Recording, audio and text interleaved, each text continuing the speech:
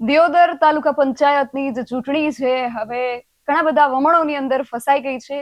ભાજપ એડી ચોટીનું જોર લગાવી રહી છે. સામે કોંગ્રેસ પણ પોતાના જે ચૂંટાયેલા 12 સભ્યો છે એને બચાવવા માટે અને એને ટકાવી રાખવા માટે એડી ચોટીનું જોર જે છે લગાવી રહી છે. પરંતુ આ ચૂંટણી હવે ક્યારે યોજાશે, દિયોદર તાલુકા પંચાયતને એના પ્રમુખ ક્યારે મળશે, એની ઉપર પ્રશ્નાર્થ આવીને ઉભો રહ્યો છે. કારણ કે આ અંદરો અંદરની લડાઈમાં હવે પ્રમુખની ચૂંટણી મુલતવી રાખવામાં આવી છે, જેની તારીખો જે છે આગામી સમયમાં જાહેર કરવામાં આવશે. પરંતુ હજુ સુધી તારીખો જે છે એ જાહેર કરવામાં નથી આવી. આની અંદર શું ચાલી રહ્યું છે, આમાં શું રાજકારણ રમાઈ રહ્યું છે કે કેમ, દિયોદર તાલુકા પંચાયતના પ્રમુખ હવે આગામી સમયમાં કોણ બનશે તેને લઈને ઘણા બધા પ્રશ્નો ઉભા છે. તેના વિશે આજે વાત કરવી છે આ અહેવાલમાં. જય હિન્દ BSI ટીવી ન્યૂઝ પર આપની સાથે હું છું નિધિ ગઢવી.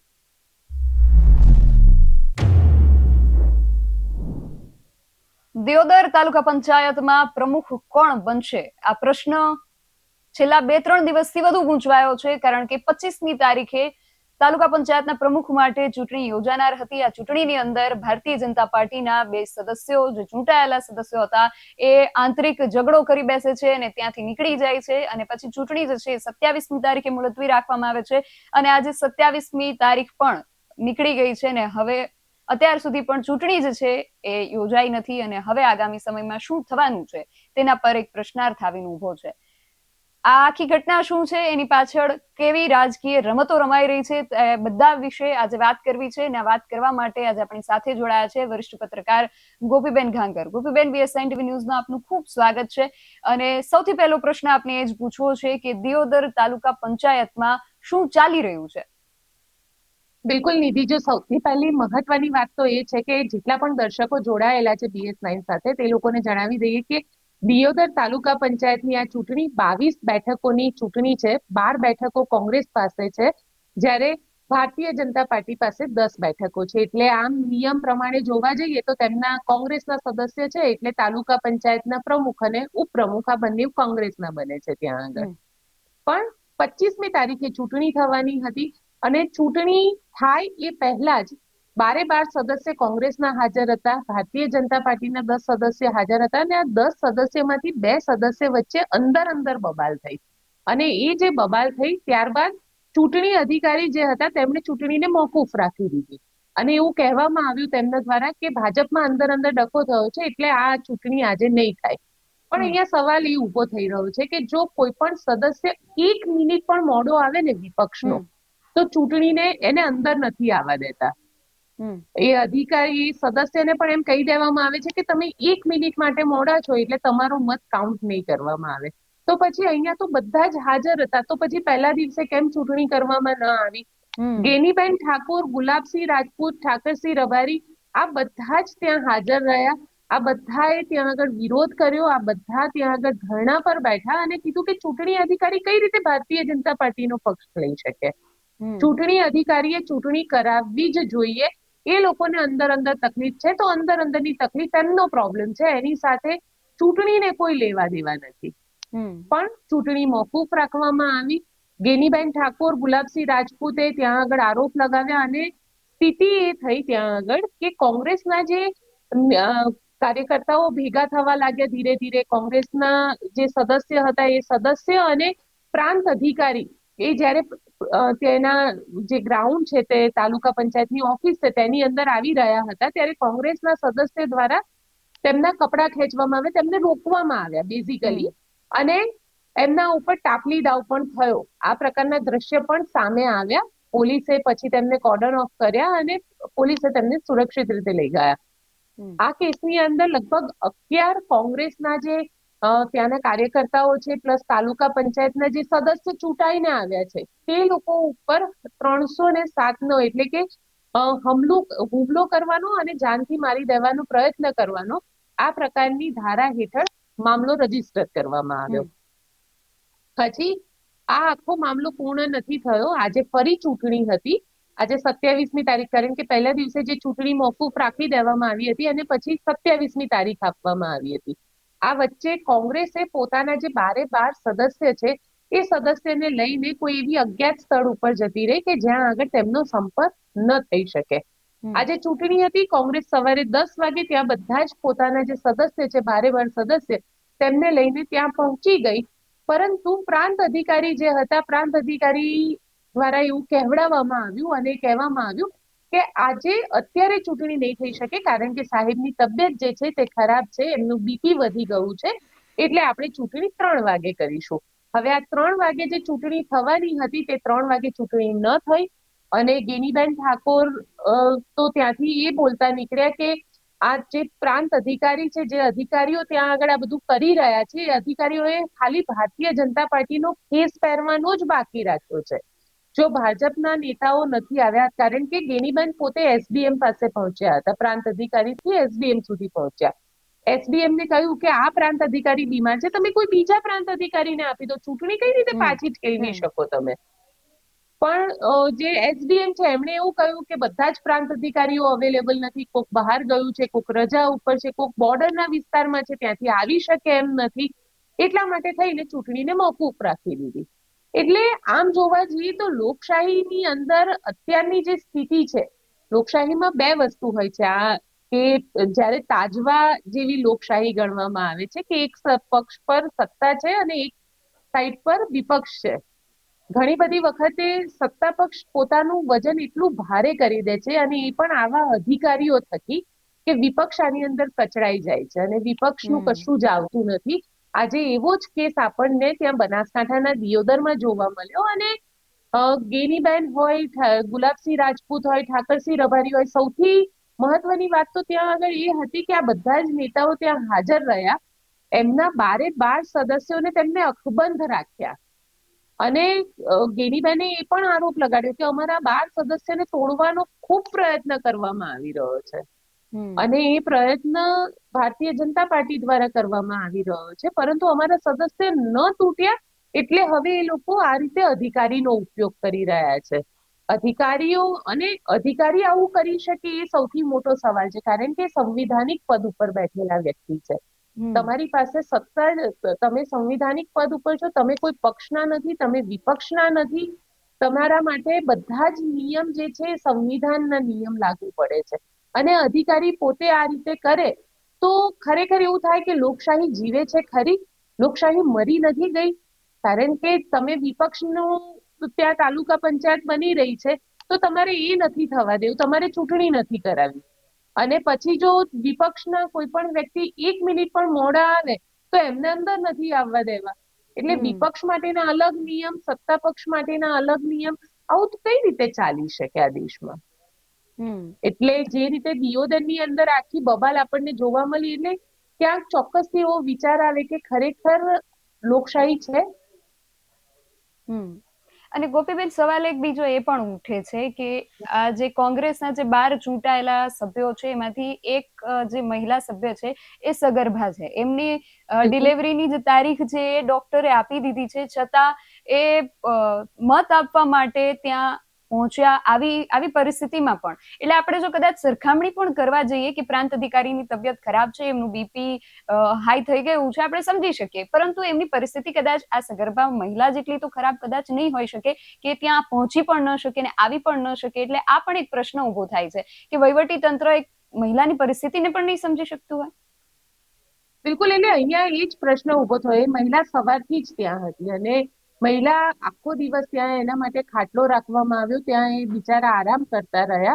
એમની આજની ડ્યુ ડેટ હતી, ત્યાં એમના માટે એમ્બ્યુલન્સ પણ તૈયાર રાખવામાં આવી કે માનો કે એમને કદાચ લેબર પેઇન શરૂ થાય, પ્રસૂતાની પીડા એમની શરૂ થાય તો એમને સીધા હોસ્પિટલે લઈ જઈ શકાય. એટલે ત્યાં એમ્બ્યુલન્સ પણ કોંગ્રેસ દ્વારા તૈયાર કરવામાં આવી, પરંતુ પ્રાંત અધિકારી ના આવ્યા, એમના દ્વારા કહેવામાં આવ્યું કે બીપી વધી ગયું છે. હવે ચલો આપણે એ માની પણ લઈએ કે પ્રાંત અધિકારીનું બીપી વધી ગયું છે કે પ્રાંત અધિકારી ન આવી શક્યા, તો પછી જવાબદારી જિલ્લા વહીવટી તંત્રની આવે છે ને જિલ્લા વહીવટી તંત્રએ અન્ય કોઈ અધિકારીને કેમ ત્યાં આગળ ન રાખ્યા? આ તો સીધે સીધો એવું થઈ જાય કે તમે વિપક્ષની ત્યાં આગળ બની રહી છે તાલુકા પંચાયત, કોંગ્રેસની તાલુકા પંચાયત બની રહી છે, એટલે કોંગ્રેસની તાલુકા પંચાયત ન બને એ માટે થઈને આ બધું કરવામાં આવી રહ્યું છે, જેનો સીધો મતલબ તો કંઈક આવો જ નીકળી રહ્યો છે.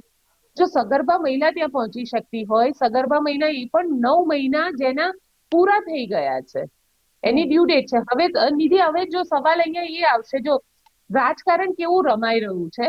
આજે એ બેનની ડ્યુ ડેટ હતી, માની લઈએ કે આજે અથવા કાલ સુધીમાં એમની ડિલિવરી આવી જાય, તો એ બેન તો હોસ્પિટલમાં હશે.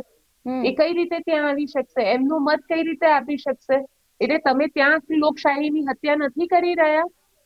એ બેનને પોતાને મત આપવાનો અધિકાર છે, પણ ક્યાંક ને ક્યાંક સત્તાના જોડે આ બધું જ કરવામાં આવી રહ્યું છે. અને અધિકારીઓ જે છે એ સત્તા પક્ષના મુખપત્ર બનીને બેસી ગયા છે. એવું અત્યારે આ દિયોદર વાળા કેસ ઉપરથી તો ચોક્કસથી લાગી રહ્યું છે. હું માની શકું કે જેન્યુનલી પ્રાંત અધિકારીની તબિયત ખરાબ હશે અને એમની બીપી વધી ગયું હશે, એમને દવાખાનામાં જવું પડ્યું. સ્વાભાવિક છે, સ્વાસ્થ્ય સાથે કોઈ પણ પ્રકારના છેડા ન થઈ શકે. પરંતુ શું બીજા એસડીએમ ને સવારે મેસેજ મળ્યો તો 3 વાગ્યા સુધીમાં બીજા અધિકારીને ત્યાં અપોઇન્ટ કરવાનું કામ કોનું હતું? તો શું એસડીએમ ત્યાં આગળ બીજા અધિકારી ન મોકલી શકે? ત્યાં આગળ જિલ્લા જે પણ છે, મેં ઘણી બધી જગ્યાએ એવું જોયું કે જુનાગઢની જ હું વાત કરું, જુનાગઢ એસડીએમ સાથે મારી વાત થઈ હતી, જ્યાં 9 સીટ આવી હતી ભારતીય જનતા પાર્ટીની ને કોંગ્રેસની. મારી એસડીએમ સાથે વાત થઈ. મેં સૌથી પહેલા એટલે એસડીએમ મને એવું કીધું કે પ્રાંત અધિકારી આજે રજા ઉપર હતા અને અન્ય લોકો ન હતા, એટલે હું પોતે ત્યાં ગયો ચૂંટણી કરાવવા માટે. જો એસડીએમ પોતે ત્યાં ચૂંટણી કરાવવા માટે જઈ શકતા હોય તો પછી અહીંયા આગળ કેમ ના આવ્યા? એટલે જુનાગઢની અંદર ભાજપની સત્તા બની રહી હતી, એટલા માટે થઈ અને ત્યાં એસડીએમ પહોંચી ગયા અને તરત ને તરત બધું થઈ ગયું. ત્યાં પણ માહોલ તો આવો જ હતો. 9 આમ આદમી પાર્ટીની હતી, 9 ભારતીય જનતા પાર્ટીની હતી. આગલા દિવસે એક એફઆઈઆર થાય છે અને આમ આદમી પાર્ટીના જે ચૂંટાયેલા સદસ્ય છે તેને પોલીસ દ્વારા અરેસ્ટ કરવામાં આવે છે, જેમાં બાદમાં હાઈકોર્ટ દ્વારા કહેવામાં આવે છે કે ભાઈ તમે આમને વોટ આપવાનો એમને અધિકાર છે. એસડીએમ એવું કહી દીધું કે હા, અમે વોટ લઈ લીધો છે.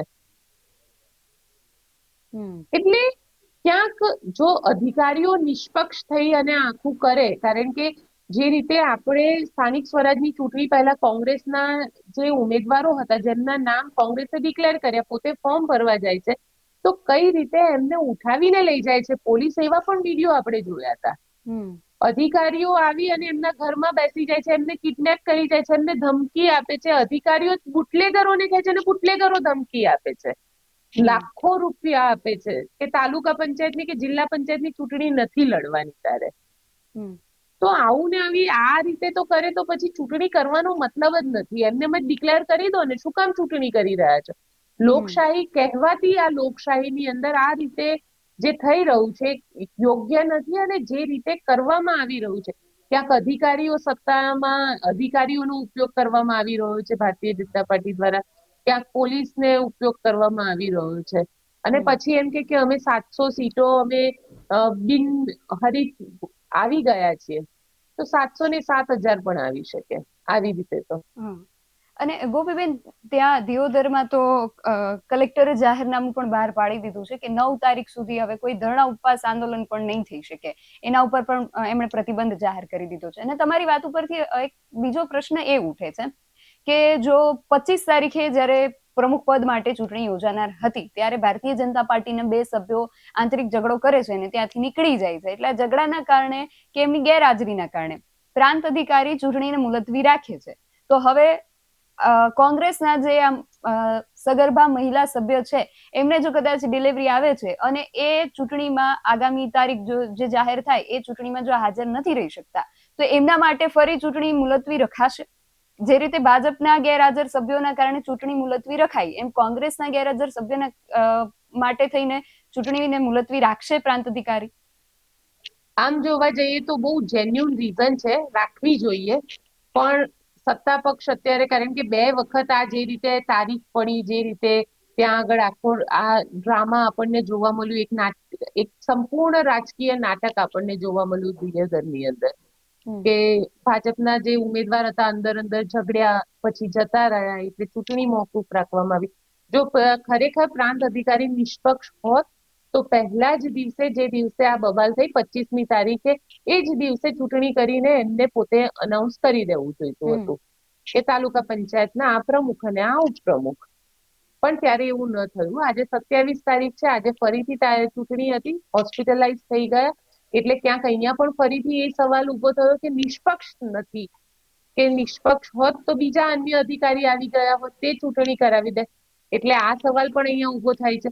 હવે જે સગર્ભા મહિલાની વાત છે, તો સગર્ભા મહિલા જે છે તેને માની લઈએ કે આજે અથવા કાલે ડિલિવરી આવે, તો શું તેના માટે ચૂંટણી મોકૂફ રખાશે? શું તેના માટે 10 દિવસનો સમય આપવામાં આવશે?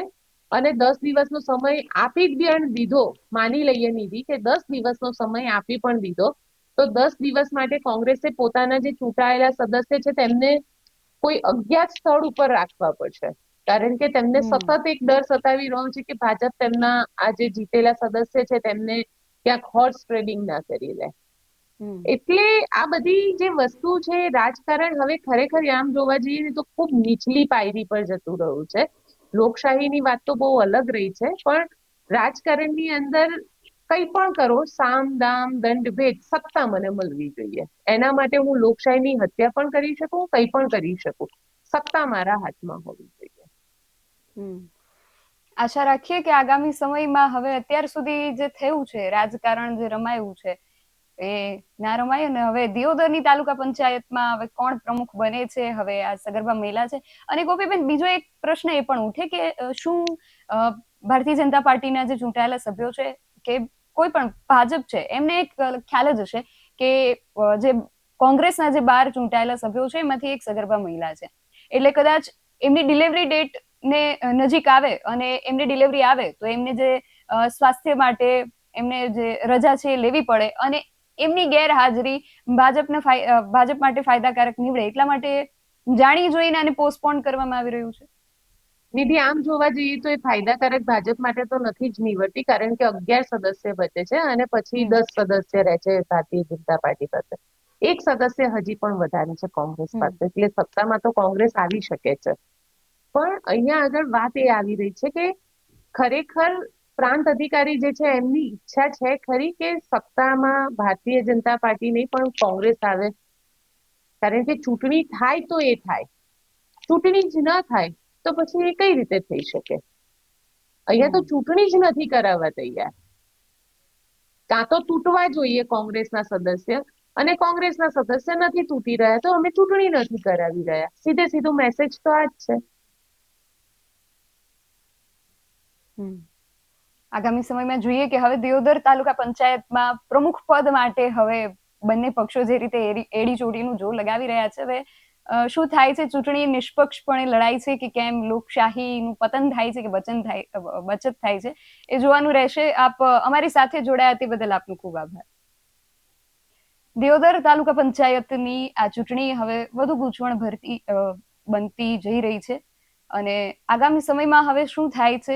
જે સગર્ભા મહિલા સદસ્ય છે એમની ડિલિવરી ડેટ ઓલમોસ્ટ નીકળી ગઈ છે, 27મી તારીખ એમની ડિલિવરી માટે આપેલી હતી. હવે આગામી સમયમાં એમના સ્વાસ્થ્યને લઈને શું સમાચાર આવે છે? પ્રાંત અધિકારીનું બીપી વધી ગયું છે અને એમને સારવાર હેઠળ ખસેડવામાં આવ્યા છે, તો પ્રાંત અધિકારી હવે કેટલા જલ્દી સાજા થઈને પરત ફરે છે? અને ખાસ સૌથી મોટો પ્રશ્ન એ કે દિયોદરની તાલુકા પંચાયતની પ્રમુખ પદની ચૂંટણી જ છે, હવે ક્યારે યોજાશે અને ચૂંટણીનું શું પરિણામ આવશે? ચૂંટણી કેવી રીતે યોજાશે?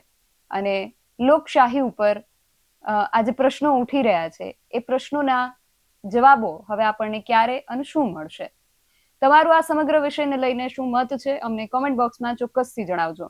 આવા જ વધુ અહેવાલો સાથે મળતા રહીશું. તમે મારી યુટ્યુબ ચેનલને સબસ્ક્રાઇબ કરવાનું અને અમને ફેસબુક અને ઇન્સ્ટાગ્રામ પર ફોલો કરવાનું ભૂલશો નહીં. બાકી અવનવી અપડેટ્સ માટે આપ જોતા રહો BS9 ટીવી ન્યૂઝ. નમસ્કાર.